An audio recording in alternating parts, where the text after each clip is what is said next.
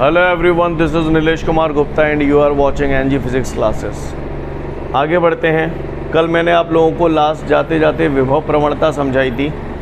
आज हमें उसके आगे बढ़ना है। अगला प्रश्न हम लोगों के सामने जो है वो कह रहा है विभवमापी की सुग्राह्यता से आप क्या समझते हैं। यही प्रश्न है हम लोगों के सामने, विभवमापी की सुग्राह्यता से आप क्या समझते हैं। तो भैया सुग्राह्यता के बारे में 1 मिनट बाद बताऊंगा। कल आप लोगों ने विभव प्रवणता पढ़ी थी, तो आप लोगों ने विभव प्रवणता का यही सूत्र तो पढ़ा था, K बराबर केवल यानी K बराबर V/L। बोलो भैया, याद है आपको?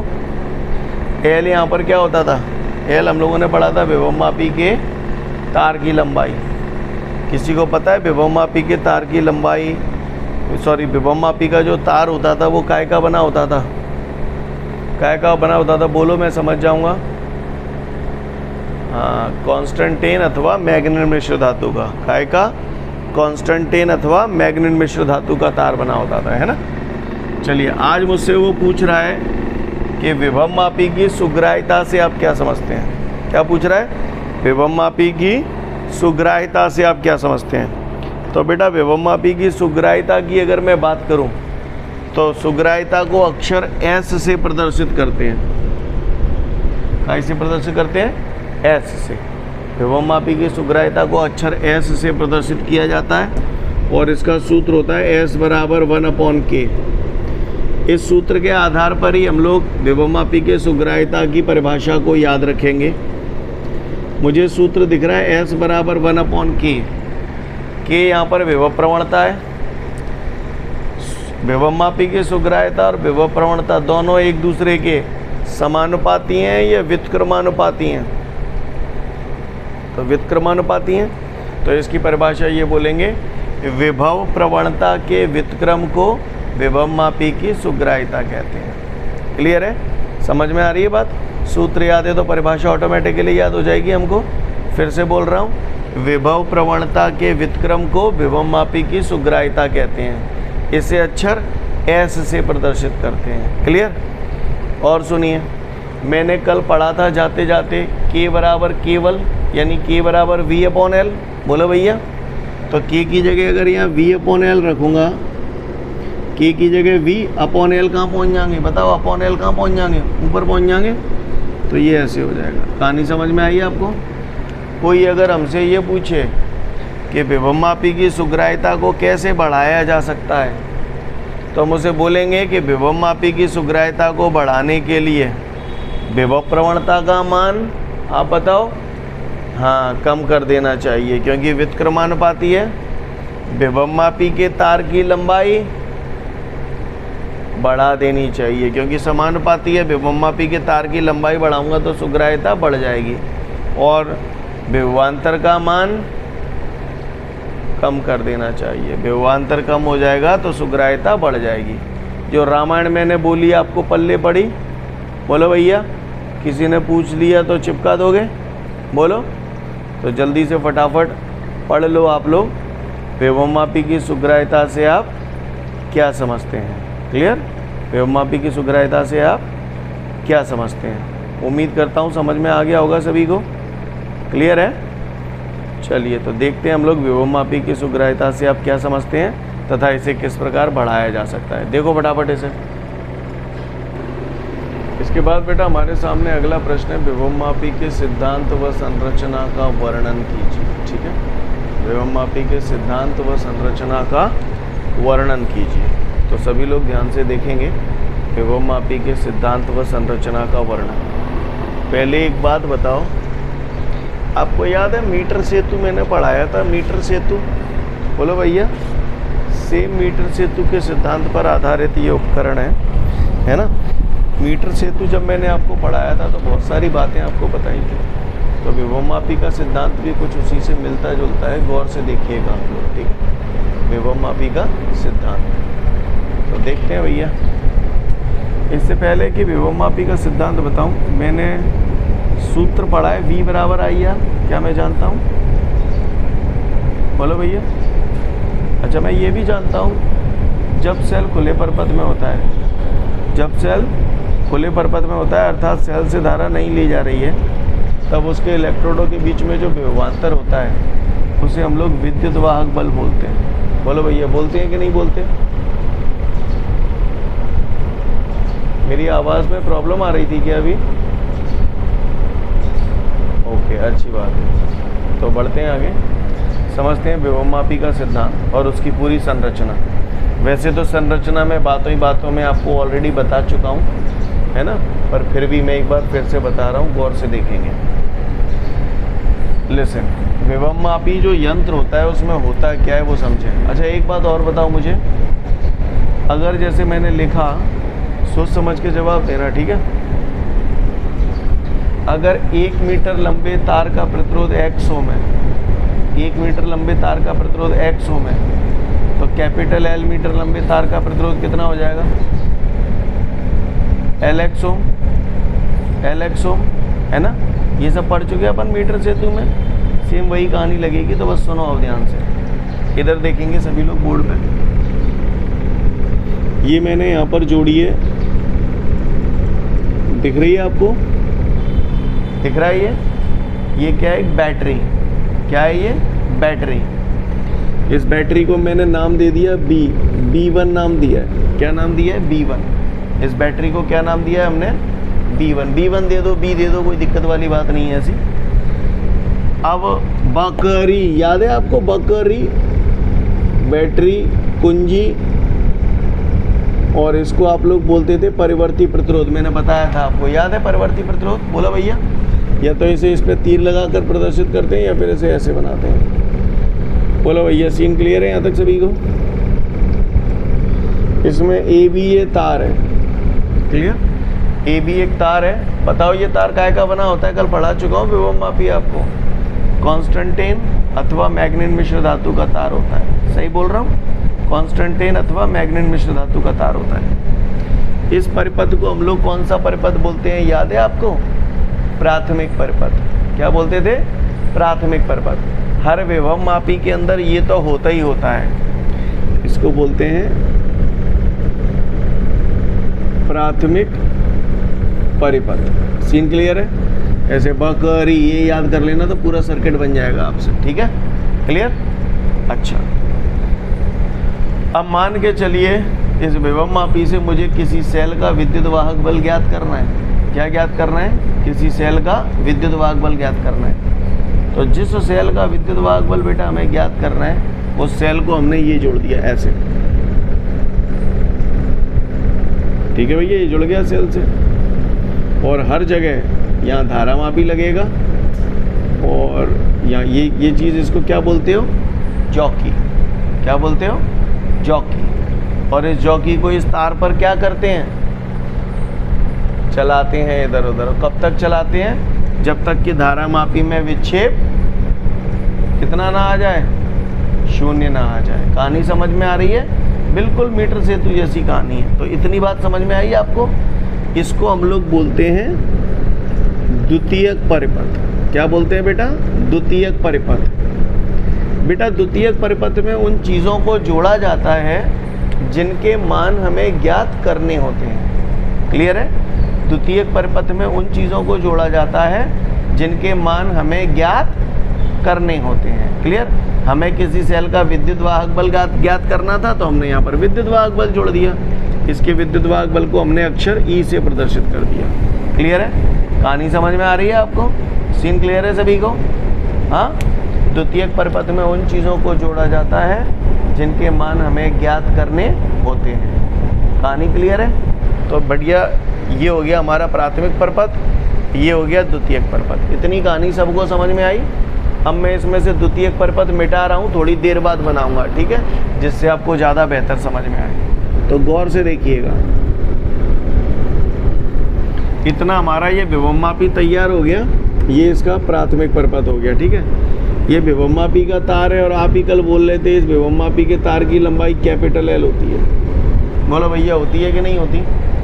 अच्छा, अब मुझे मालूम है ये बैटरी लगी है, ये धन सिरा है, ये ऋण सिरा है, तो बताओ धारा यूँ बहेगी कि यूँ बहेगी?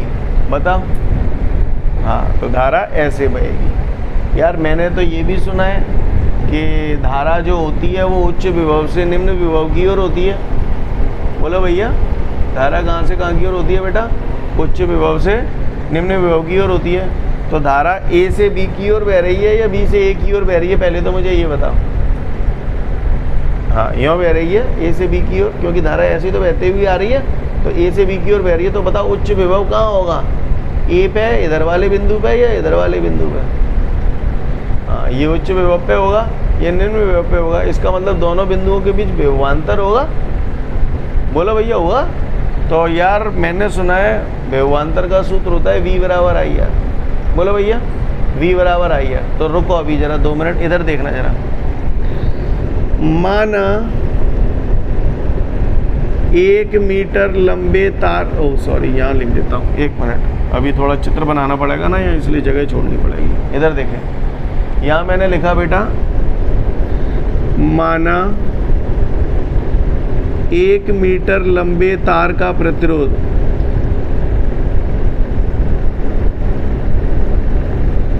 बराबर 1 ओम में। ठीक है, 1 मीटर लंबे तार का प्रतिरोध 1 ओम है। तो मुझे बता सकते हो L मीटर लंबे तार का प्रतिरोध कितना हो जाएगा? कितना हो जाएगा बेटा?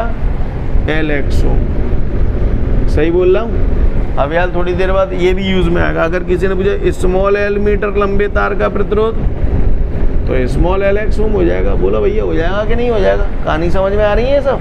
क्लियर? अच्छी बात है।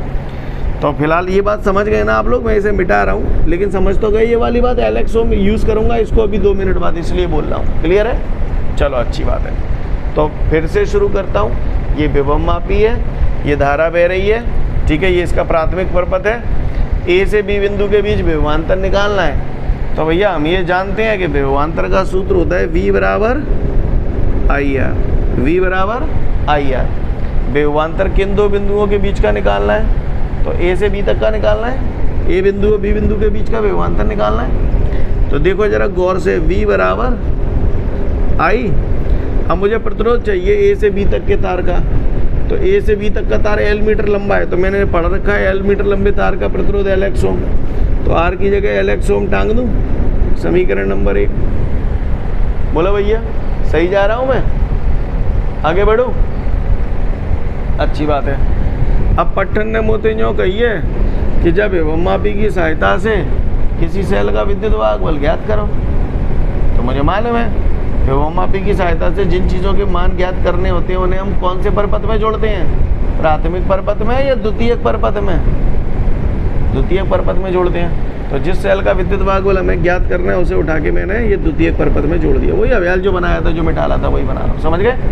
मैंने मान लिया सेल का विद्युत वाहक बल E है, तो मुझे इसका विद्युत वाहक बल ज्ञात करना है, यानी E का मान ज्ञात करना है। कहानी समझ में आ रही है बेटा आपको सभी को? ये उठा के मैंने इसे धारा मापी, और ये क्या है? अपनी जॉकी। ठीक है, यहाँ थोड़ा बारीकी से देखना आप लोग, अदरवाइज वाट लग जाएगी आपकी। ठीक है, ये जॉकी है। इतना तो आप लोगों को मालूम है, आप लोगों ने मीटर सेतु में पढ़ा था कि जॉकी को इस तार पर इधर उधर सरकाया जाता है, और तब तक सरकाया जाता है जब तक कि धारा मापी में विक्षेप 0 ना आ जाए। ऐसा अपन लोगों ने पढ़ा था। तो मैं थोड़ा सा जो दिखाने की कोशिश कर रहा हूँ, आप लोग भी उसे समझने की कोशिश करिएगा। देखो,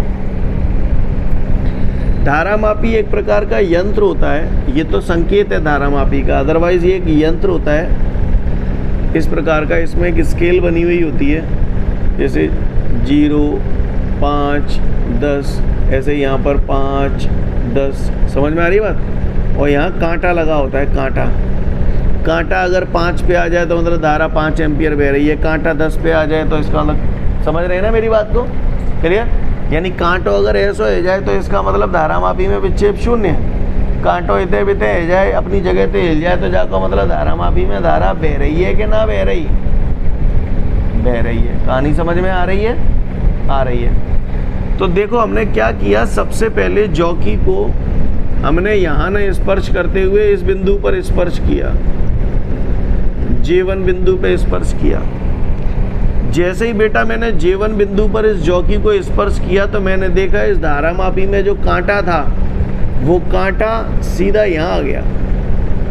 कांटा यहाँ आ गया, इसका मतलब धारा मापी में विक्षेप 0 मिला क्या?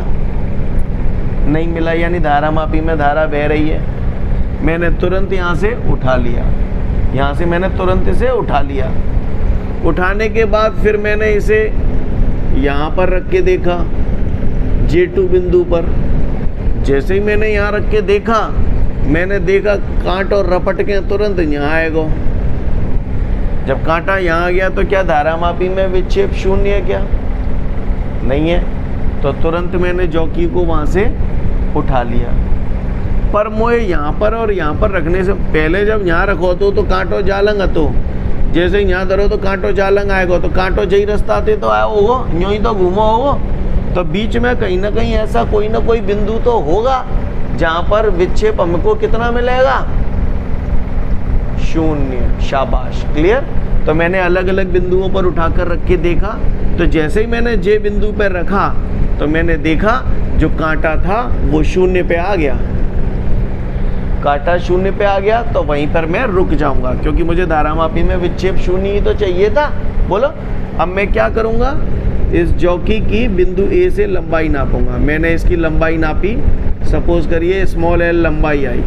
तो ये स्मॉल l क्या है? आपको याद है मीटर सेतु में हम लोग इसे क्या बोलते थे? संतुलनकारी लंबाई या शून्य ये हम इसे या तो संतुलनकारी लंबाई बोलते थे या बोलते थे शून्य विक्षेप की स्थिति में तार की लंबाई, या शून्य विक्षेप की स्थिति में संतुलनकारी लंबाई, सब एक ही बात है। कहानी समझ में आ रही है? अब आप बताओ बेटा मुझे, इसमें अभी धारामापी में से कोई धारा बह रही है क्या? नहीं बह रही, यानी सेल से कोई करंट नहीं लिया जा रहा। जब सेल से कोई करंट नहीं लिया जा रहा, तब उसके इलेक्ट्रोडों के बीच विभवांतर को क्या बोलते हैं? विद्युत वाहक बल बोलते हैं या टर्मिनल वोल्टता बोलते हैं? बोलो भैया। जब सुनो कमीनो, जब सेल से कोई धारा नहीं ली जाती, अर्थात सेल खुले परपथ में होता है, तब उसके इलेक्ट्रोडों के बीच विभवांतर को विद्युत वाहक बल बोलते हैं या टर्मिनल वोल्टता बोलते हैं? हाँ, विद्युत वाहक बल बोलते हैं। यहाँ पर आप गौर से देखिए, जब यहाँ आ गया तो धारामापी में विक्षेप शून्य हो गया। धारामापी में विक्षेप शून्य हो गया तो इसका अंदर सेलों से कोई धारा नहीं ली जा रही। तो इस टाइम इसके इलेक्ट्रोडों के बीच जो विभवांतर होगा उसको क्या बोलोगे? विद्युत वाहक बल बोलोगे। इसलिए मैंने यहाँ पर क्या किया? विभवांतर की जगह क्या लिख दिया? V की जगह लिख दिया E। क्यों लिख दिया? समझ में आई बात? विद्युत वाहक बल E बराबर I। अब मुझे R चाहिए, तो स्मॉल l मीटर लंबे तार का प्रतिरोध, जैसे कैपिटल L मीटर लंबे तार का प्रतिरोध Lx ओम है, वैसे स्मॉल l मीटर लंबे तार का प्रतिरोध Lx ओम। समीकरण नंबर 2। बोलो भैया, बात समझ में आई कि नहीं आई? सीन क्लियर है सभी को? अगर इतनी बात क्लियर है तो आगे बढ़ता हूँ। समीकरण 2 में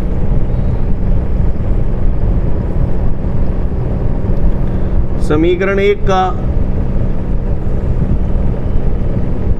भाग देने पर, समीकरण 2 में समीकरण 1 का भाग देने पर LHS में LHS का भाग दूंगा तो E बटे V, RHS में RHS का भाग दूंगा तो ILX बटे ILX, X से X हो गया, I से I कट गए। सीन क्लियर है भैया? बात समझ में आ रही है? इतने गई, अगर समझ में आ गई तो गौर से देखो। V को इधर ले जाऊंगा, बोलो, तो E बराबर अपना हो गया बेटा VL अपॉन L। बोलो, बात समझ में आई सभी को? जो मैंने बोर्ड पे लिखा है यहाँ तक दिखाई दे रहा है आपको प्रॉपर? अच्छी बात है। अगर इतना समझ में आ गया तो थोड़ा सा और कर रहा हूँ, इधर कर रहा हूँ, देखिएगा। E बराबर, तो E बराबर अभी अभी से मतलब आज भी वैसे मैंने स्टार्टिंग में बताया था और कल लास्ट में यही बता के आपको गया था। V अपॉन L काय के बराबर होता है? K। विभव प्रवणता K बराबर V अपॉन L होता है कि नहीं? तो जब V अपॉन L की जगह का टांग दूँ K, बोलो, चूंकि हमने पढ़ा, यहाँ लिख देता हूँ, चूंकि K बराबर होता है V अपॉन L। कहानी समझ में आ रही है आप लोगों को? चलो, तो V अपॉन L की जगह तो मैंने K टांग दिया, बचो का है स्मॉल l। ये आ गया विद्युत वाहक बल का सूत्र। मोए तुमसे चाराने की उम्मीद ना ने, पर मैं तुमसे पूछूं कि किसी सेल के विद्युत वाहक बल का सूत्र क्या? ये सब तो मैं आए चाहे नहीं है, मुझे फर्क नहीं पड़ता, लेकिन किसी ने पूछा, क्योंकि आगे आने वाली जो क्वेश्चंस हैं, 2-3 क्वेश्चन 1-1 मिनट के क्वेश्चन है, धड़ल्ले से समझ में आ जाएंगे। अगर आपको ये फॉर्मूला याद है तो। E बराबर अकल है ना, E बराबर KL, क्लियर। K यहाँ पर क्या है, विभव प्रवणता, स्मॉल l क्या है, संतुलनकारी लंबाई या शून्य विक्षेप की स्थिति में संतुलनकारी लंबाई। कहानी समझ में आ रही है, क्लियर। ध्यान रखना, 2 L है, स्मॉल l अलग होता है, कैपिटल L अलग होता है। विभव प्रवणता का जो सूत्र है उसमें जो कैपिटल L है वो पूरे तार की लंबाई है, विभवमापी के पूरे तार की लंबाई, और इस सूत्र में जो स्मॉल l है वो क्या है, संतुलनकारी लंबाई या शून्य विक्षेप की स्थिति में लंबाई। कहानी समझ में आ रही है, क्लियर। मुझे आपसे ये वाला सूत्र टनाटन याद चाहिए। मैं पूछूंगा किसी सेल के विद्युत वाहक बल का सूत्र क्या है, तो आप बोलना E बराबर अकल, यानी E बराबर KL। सीन क्लियर है, भाषा समझ में आ रही है सभी को। तो जल्दी से फटाफट विभवमापी का सिद्धांत पूरा देख लें आप लोग। इसके बाद अब हम लोग आगे बढ़ते हैं। अब बेटा ये क्वेश्चन तो आप लोगों का हो गया, E बराबर KL। अब यहाँ पर इसके बाद मैं 2 क्वेश्चन आपको कराऊंगा, और 2 बड़े बड़े क्वेश्चन हैं, साइज़ में बड़े हैं पर है उनमें कुछ भी नहीं। अगर आपको ये चीज़ क्लियर हो गई होगी तो वो झट से समझ में आ जाएंगे आपको फटाफट, है ना। वो 5-5 नंबर के आते हैं, ये 5-5 नंबर फ्री के नंबर हैं। समझ में आ रही है बात, तो करें शुरुआत, ठीक है। 2 प्रश्न बताऊंगा इसके बाद, और दोनों फ्री के नंबर हैं अगर आपके बेसिक कंसेप्ट क्लियर हैं तो। यहाँ पर इतना पूरी रामायण पढ़ने से मुझे ये बात तो समझ में आ गई है कि विभवमापी के द्वारा हम लोग किसी सेल का विद्युत वाहक बल ज्ञात कर सकते हैं, क्योंकि E बराबर KL आ गया। यहाँ पर आपने 2 बिंदुओं के बीच विभवांतर भी निकाला था, V बराबर, यानी विभवमापी द्वारा 2 बिंदुओं के बीच विभवांतर भी ज्ञात कर सकते हैं, और विभवमापी द्वारा किसी सेल का विद्युत वाहक बल भी ज्ञात कर सकते हैं। इतनी बात तो समझ में आ गई आपको। अब मैं जो प्रश्न समझाने जा रहा हूँ गौर से देखिएगा सभी लोग आप, ठीक है। फ्री के नंबर हैं, और ऐसे नंबर भी अगर आप नहीं बना पाए तो फिर बेकार है, चुल्लू भर पानी में जाके डूब मरना कहीं, ठीक है। चलिए देखते हैं। मुझसे पट्टा ये कह रहा है, अब मैं तुमको जिस डगर से ले चलूँ ना उस डगर से जाना, ठीक है। मैं थोड़ा सीक्वेंस ब्रेक कर रहा हूँ क्योंकि मैंने अभी आपको विभवमापी का सिद्धांत पढ़ाया, तो ये बड़े बड़े क्वेश्चन आप फटाफट समझ जाएंगे, ठीक है। इसलिए पहले मैं उनको करा रहा हूँ। तो इधर देखिएगा सब लोग, जब हम विभवमापी की बात करें, ये प्राथमिक परपथ है विभवमापी का, मैंने अभी बताया था आपको, बोला भैया ये भी उसका तार हो गया।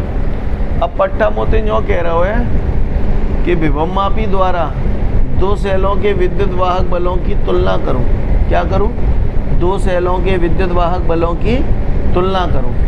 तो मैंने बताया था जिन चीज़ों का मान हमें ज्ञात करना होता है उसे हम लोग हमेशा द्वितीयक परपथ में जोड़ते हैं। तो मैंने द्वितीयक परपथ में 2 सेल जोड़ दिए, एक हमने ये जोड़ दिया और दूसरा हमने ये जोड़ दिया। कहानी समझ में आ रही है। मैंने मान लिया इस सेल का विद्युत वाहक बल E1 है और इस सेल का विद्युत वाहक बल E2 है। सीन क्लियर है? बोलो भैया। ये इन पॉइंटों को नाम देनी है, दे दो, नहीं तो ऐसी कोई दिक्कत ना नहीं। A B ये मैंने जोड़ दिया धारामापी और ये मैंने जोड़ दी जॉकी। सीन क्लियर है? इसको C नाम दे दिया, ठीक है। कुछ भी दे सकते हो, जरूरी ना ने नीलेश गुप्ता जी ने जैसे नाम दिए हैं वैसे ही आप दें। जो आपकी इच्छा हो आप लोग अपने अकॉर्डिंगली नाम दे सकते हैं, ठीक है ना जी। तो देखते हैं आगे इसमें क्या कहानी है हमारी, गौर से देखिएगा सभी लोग। कुछ लोग जो है वो यहाँ पर कुंजी भी लगा देते हैं, जिससे मैंने लगा दिया, सपोज करो यहाँ कुंजी लगा दी, मैंने कुंजी लगा दी K2, ठीक है। लगानी है लगा दो, नहीं तो ऐसी कोई दिक्कत नहीं है, ठीक है। इनको नाम देनी है तो दे दो, नहीं है देने तो कोई दिक्कत वाली बात नहीं है। ये ध्यान से देखिएगा आप लोग।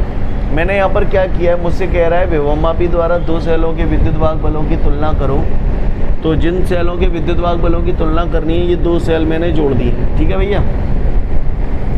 अब आप गौर से देखिएगा मैंने क्या किया है। सबसे पहले मैंने यहाँ पर ये जो है, ये जो कुंजी है, ये कुंजी क्या है, ये मान लो टी होती है घर में, टी समझते हो? प्लग में टी, प्लग जैसी टी होती है ना, 2 तार खुद से जाते हैं यहाँ में। बोलो भैया, हो जाता है कि नहीं? उसी तरीके से ये टी समझ लो द्विमार्गी कुंजी है, ये 2 मार्ग वाली कुंजी है। तो मैंने क्या किया बेटा, सबसे पहले इस तार को इस तार के साथ जोड़ दिया, इन दोनों को आपस में जोड़ दिया। अब मुझे बताओ इस परिपथ के साथ कौन सा सेल जुड़ा हुआ है, पहले नंबर का सेल जुड़ा हुआ है या दूसरे नंबर का सेल जुड़ा हुआ है? पहले नंबर का सेल इसके साथ जुड़ा है। मैंने जॉकी चलाई, जहाँ पे हिलाते हैं जॉकी को कब तक हिलाते हैं? जब तक कि धारामापी में विक्षेप शून्य न आ जाए। जैसे ही धारामापी में विक्षेप बेटा शून्य आ जाएगा, वहीं पर मैं रुक जाऊंगा और रुकने के बाद इस तार की लंबाई नाप लूँगा। समझ में आ रही है बात? क्लियर? ओके, इस तार की लंबाई नाप लूँगा। आपको एक बात और बता दूँ, अपन ने मीटर सेतु पढ़ा था, तो मीटर सेतु में तार की लंबाई हम लोग 1 मीटर लेते थे, लेकिन विभवमापी जो यंत्र होता है इसमें मीटर सेतु की लंबाई जो होती है वो कोई फिक्स वैल्यू नहीं होती। क्लियर? किसी विभवमापी में तार की लंबाई 7 मीटर होती है, किसी में 10 होती है, किसी में 14 मीटर होती है। 3 वैल्यू ज़्यादातर चलती है ना?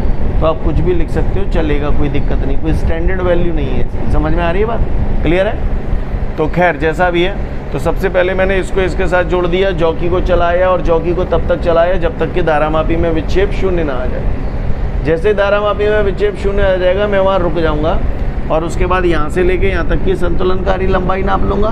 बोलो भैया, मैंने मान लिया संतुलनकारी लंबाई आई L1। कितनी आई? L1। तो विद्युत वाहक बल कितना हो जाएगा इसका? E1 बराबर KL1, समीकरण नंबर 1। बोलो भैया, बात समझ में आई? बोलो। उसके बाद मैंने क्या किया, इस पिन को निकाल दिया यहाँ से। अब कौन सी पिन को जोड़ दिया आप लोग बताओ?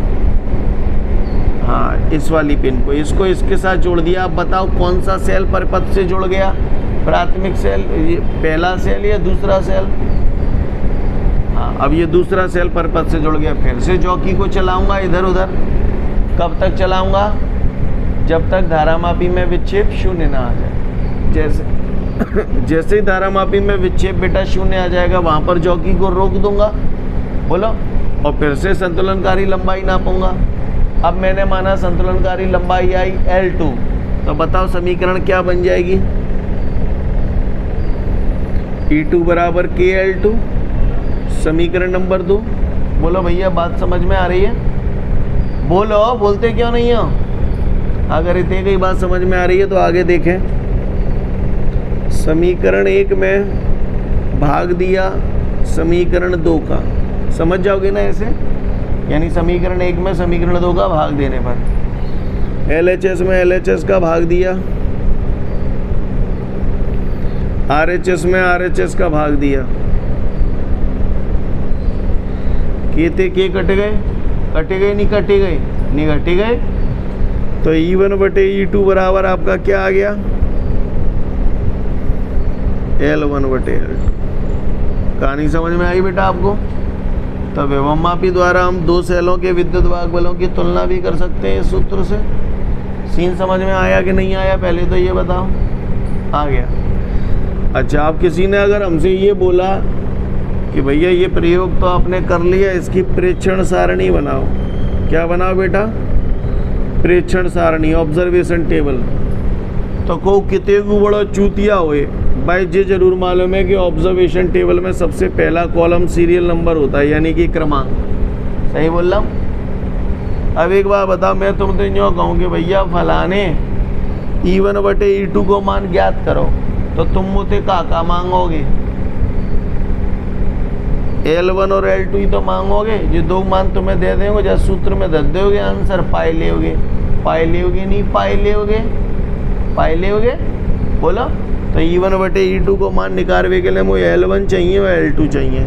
तो बस मैं क्या करेंगे, जहाँ मैं लिख देंगे L1 चाहिए, L2 चाहिए। 2 गुण के मान मिल जाएंगे तो जब सूत्र में मान धर के आंसर निकाल लेंगे। निकाल लेंगे? नहीं निकाल लेंगे? निकाल लेंगे। जो खाली गोगा होंगे ऐसे प्रेक्षण सारणी बना पाओगे कि नहीं बना पाओगे? और जो ने को अच्छा पढ़ते हैं बिना के जाए भरभराए देंगे। कैसे भरभराए देंगे? देखो, पहले तो एगो क्रमांक L1 क्या है? संतुलनकारी लंबाई है। कौन से सेल के लिए? प्रथम सेल के लिए या द्वितीय सेल के लिए? हाँ, तो जहाँ में लिख देंगे प्रथम सेल E1 हेतु संतुलनकारी लंबाई या प्रथम सेल हेतु संतुलनकारी लंबाई, सब एक ही बात है। जहाँ में क्या लिखेंगे? द्वितीय सेल हेतु संतुलनकारी लंबाई, और फिर JI को। कहानी समझ में आ रही है? अच्छा, अब वो ये भी पूछेगा कि जब इस प्रयोग को हम लोग करेंगे तो इसमें क्या क्या सावधानियां हमें बरतनी चाहिए। तो सावधानियां वही हैं जो आप लोगों ने मीटर सेतु में पढ़ी थी, अगर आपको याद हो तो, जॉकी को तार पर रगड़कर नहीं चलाना चाहिए, जॉकी को तार पर लंबे समय तक स्पर्श नहीं करना चाहिए। क्लियर? और सुनो, इस बैटरी का धनसिरा और सभी सेलों के धनसिरे विभव मापी के तार के एक ही सिरे से जुड़े होने चाहिए। समझ में आ रही है बात? क्लियर है? ओके, फिर से बोल रहा हूँ, इस बैटरी का धनसिरा और इन सेलों के धनसिरे ये सब आपस में तार के एक ही सिरे से जुड़े होने चाहिए। चौथी बात, बैटरी का जो विद्युत वाहक बल है वो हमेशा दिए गए सेलों के विद्युत वाहक बल से हमेशा ज़्यादा होना चाहिए, अन्यथा जब जॉकी है हिलाते ही रह जाओगे, जीरो कब नहीं मिलेगा। समझ में आ रही है मेरी बात? सीन क्लियर है?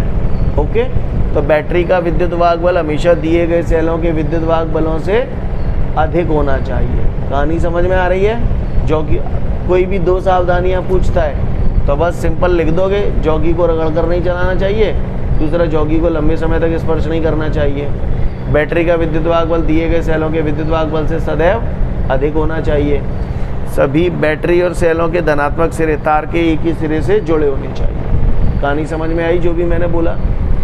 अब मैं आपको ये बताता हूँ कि एग्ज़ाम में ये प्रश्न आता है 4 से 5 नंबर में, ज़्यादातर 4 नंबर का आता है, और 4 नंबर में ये प्रश्न पूछा कैसे जाता है मैं आपको समझाता हूँ, ध्यान से सुनिएगा। वो बोलेगा, विभव मापी द्वारा दो सेलों के विद्युत वाहक बलों की तुलना करने के प्रयोग का वर्णन निम्न बिंदुओं के आधार पर कीजिए। नंबर 1 चित्र, तो चित्र बना दोगे। नंबर 2 चित्र हो गया 1 नंबर का आपका, ठीक है। नंबर 2 सूत्र की स्थापना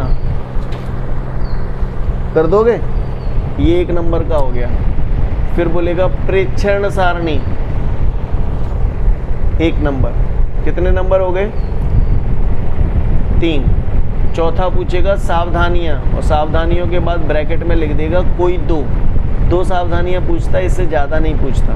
तो मैंने 4-5 सावधानियां आपको बता दी। सीन क्लियर है सभी को? तो कोई भी 2 सावधानियां अगर आपको याद है तो आप चिपका सकते हो। उम्मीद करता हूं आप लोग मेरे इस प्रश्न को समझ गए होंगे भली भांति। समझ गए या नहीं समझे? समझ गए तो फटाफट जल्दी से ये वाला प्रश्न देख लो, वहीं कहीं होगा, ठीक है। विभव मापी द्वारा दो सेलों के विद्युत वाहक बलों की तुलना करने के प्रयोग का वर्णन, है ना, ये वाला सूत्र, चित्र देख लेना, ये वाला क्वेश्चन करना है। समझ गए? करो फटाफट। ओके, तो आज के लिए पर्याप्त है, कल फिर मिलते हैं। Thank you everyone, have a great day to all of you guys. जय हिंद।